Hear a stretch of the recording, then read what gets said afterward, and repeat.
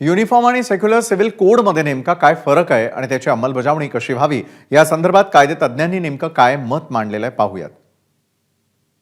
कायद्याच्या दृष्टिकोनातून uniform civil code आणि सेक्युलर सिव्हिल कोड काही अंतर आहे का?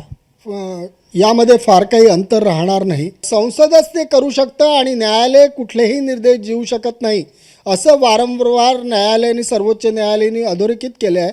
कारण की ही राज्यघटनेची मार्गदर्शक तत्त्व जी आहेत त्यामध्ये त्या प्रकरणांमध्ये कलम 44 हे आहे. याबद्दल सर्वोच्च न्यायालय कुठलीही याचिका स्वीकारणार नाही, कारण की सर्वोच्च न्यायालयाचेच हे दाखले आहेत.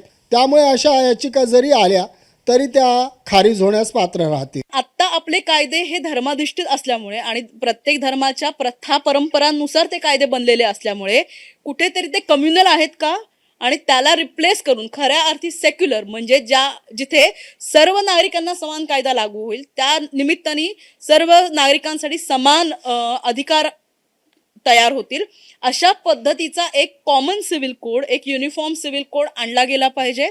अशा पद्धतीचं वक्तव्य आणि त्याचं इंटरप्रिटेशन मला वाटतं.